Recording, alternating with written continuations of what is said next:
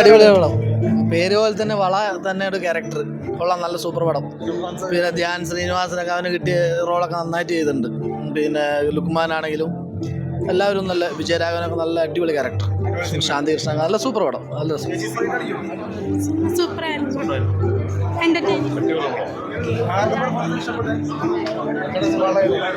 ഇത് വളയല്ല, ഒരു ദുരൂഹ വള എന്ന് പറയാം. അതായത് വള ഒരു കേന്ദ്ര കഥാപാത്രമായിട്ട് വളരെ ബ്രില്യൻസ് ആയിട്ടുള്ളൊരു സ്റ്റോറിയാണ്. അതിൻ്റെ ഡയറക്ഷൻ കൊള്ളാം, കാസ്റ്റിംഗ് കൊള്ളാം. എന്തായാലും നല്ലൊരു എൻ്റർടൈൻമെൻറ്റാണ്, എല്ലാവർക്കും ഇഷ്ടപ്പെടും.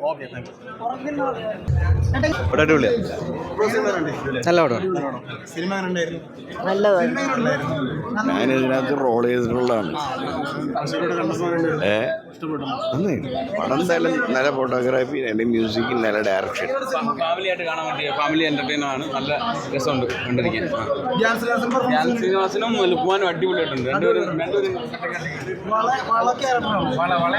ഫാമിലി പടം നല്ല പടം.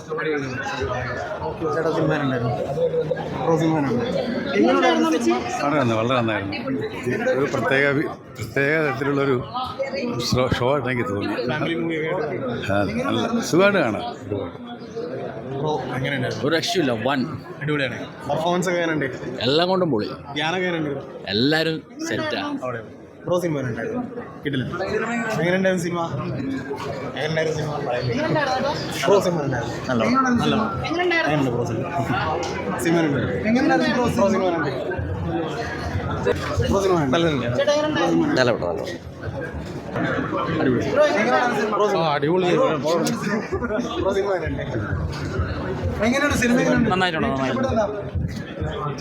നല്ല സിനിമ, മൊത്തത്തിൽ ആക്ഷൻ കിടുവാണ്. അടിപൊളിയായിരുന്നു. നല്ല എങ്ങനെയുണ്ടായിരുന്നു? നല്ല പടം, ഇൻട്രസ്റ്റിംഗ് ആയിട്ടുള്ള നല്ല പടം. എങ്ങനെയുണ്ട് സിനിമ? അതായത് നല്ല പടം, പുതിയൊരു കൺസെപ്റ്റ് ആണ്. എല്ലാവരും നന്നായിട്ട്, ഗോവിന്ദ് വളരെ നന്നായിട്ട്.